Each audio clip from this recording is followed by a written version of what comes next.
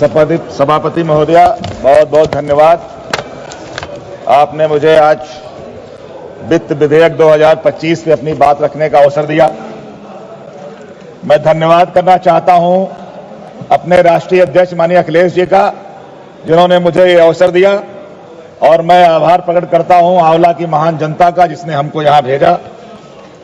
मान्यवर, जब से ये भाजपा की सरकार आई है, लगातार एक नारे पे बहुत जोर दिया जा रहा है, सबका साथ सबका विकास।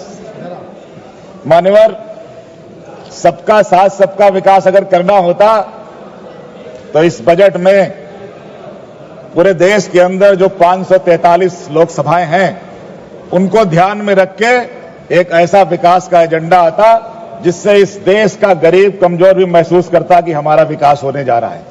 लेकिन ये सबका साथ सबका विकास तो केवल जुमला साबित हो रहा है। और हमारी वित्त मंत्री महोदया के बारे में मैं कहूंगा कि सीधा साधा डाकिया जादू करे महान, एक ही थैले में भरे आंसू और नुकसान। मैं माननीय वित्त मंत्री जी से कहना चाहूंगा कि पीडीए के लोगों को, जो पिछड़े दलित हैं, उनको रुलाना बंद करें। उनके लिए ऐसे दरवाजे खोलें कि उनका विकास हो। बजट सब बनाते समय अगर ऐसा ध्यान नहीं रखा जाएगा तो फिर इस देश को विकसित भारत कैसे बनाएंगे आप? मान्यवर, हमारे देश के अंदर टैक्स का बहुत बड़ा बोझ है। जब देखा जाए तो हम सभी भारतवासी प्रत्यक्ष अप्रत्यक्ष कर भुगतान करते रहते हैं। उदाहरण के लिए, किसी व्यक्ति ने अगर एक साल में 15 लाख रुपए की कमाई की तो उस आमदनी पे इनकम टैक्स दिया। टैक्स देने के बाद जो पैसा बचा, वही पैसा हम साल भर लोग खर्च करते हैं, और उसके बाद हर जगह हमको जीएसटी देनी पड़ती है, रोड टैक्स देना पड़ता है। जब हम गाड़ी खरीदते हैं तो टैक्स देना पड़ता है, जब पंजीकरण कराते हैं तब भी टैक्स देना पड़ता है, और जब हम रोड पे चलते हैं तब भी हमको टैक्स देना पड़ता है।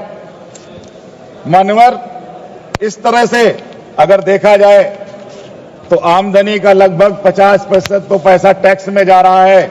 इस टैक्स को ठीक करने की आवश्यकता है। इतना भारी टैक्स देकर भी जो हमारे देश और खासकर हमारे जो उत्तर प्रदेश के लोग हैं, उनको अच्छी शिक्षा नहीं मिल रही है। सरकारी स्कूलों का बुरा हाल है, अस्पतालों का बुरा हाल है। इनकम टैक्स, जीएसटी दे रहे हैं, कम से कम अच्छी शिक्षा तो करा दीजिए, स्वास्थ्य की व्यवस्था तो ठीक करा दीजिए। और मान्यवर, सरकारी स्कूलों की दुर्दशा है और प्राइवेट स्कूलों में किताब के नाम पे कितना बड़ा करप्शन हो रहा है। एक सर्वे रिपोर्ट आई है कि लगभग प्राइवेट स्कूलों में 55,000 करोड़ का किताबों के बिक्री पे घोटाला हो रहा है हर साल। मान्यवर, इस ओर सरकार को ध्यान देना चाहिए कि एनसीईआरटी की जो बुक है, जो मात्र 65 रुपए की आती है, वो प्राइवेट वाले 700 में बेच रहे हैं। इस ओर बहुत ध्यान देने की जरूरत है। मान्यवर, हमारे यहां पे पहले जीआईसी होते थे, उन जीआईसी में लोग पढ़ने के लिए लाइन लगाते थे। आज उनका बुरा हाल हो गया, कोई जाना नहीं चाहता। सरकारी अस्पतालों का इतना बुरा हाल है कि लोगों को सही इलाज नहीं मिलता। लोग प्राइवेट में जाने पे मजबूर हैं, वहां पे 1 के 4 देने पड़ रहे हैं। इसलिए मैं आपके माध्यम से ये मांग भी करता हूं कि हमारे क्षेत्र में एक एम्स की स्थापना की जाए, एक एम्स बनाया जाए आंवला बरेली में, जिससे कि वहां के लोगों को अच्छा इलाज भी मिल सके। मैं सरकार से चाहूंगा कि एक समान शिक्षा की व्यवस्था हो, एक समान चिकित्सा की व्यवस्था हो, और दोनों में चाहे अमीर हो गरीब हो फर्क ना होने पाए, क्योंकि भारत के विकास का रास्ता गांव से जाता है, प्राइमरी स्कूलों से जाता है। और खास करके पिछड़े, दलित, अल्पसंख्यक, आधी आबादी, इनको कैसे अच्छी शिक्षा मिले, कैसे इनको अच्छा स्वास्थ्य मिले, इस बात को मैं बल देता हूं।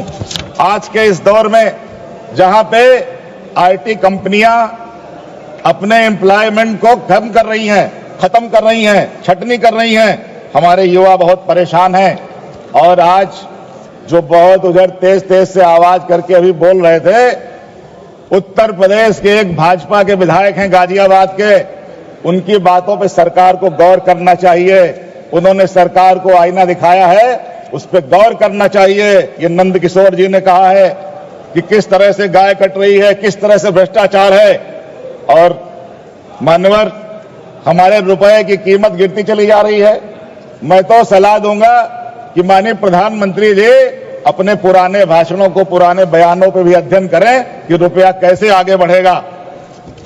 मान्यवर इनकम टैक्स में अभी 12 लाख तक छूट देके बहुत यहां से वाहवाही की गई।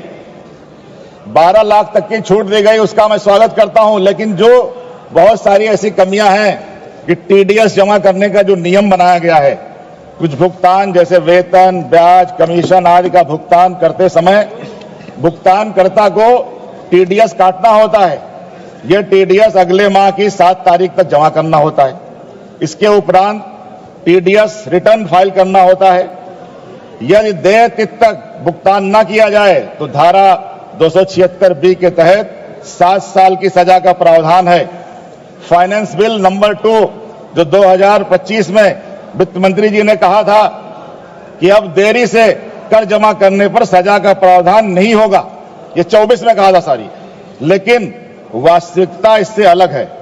सजा में छूट अधिकतम 85 दिन की देरी भुगतान पर दी गई है।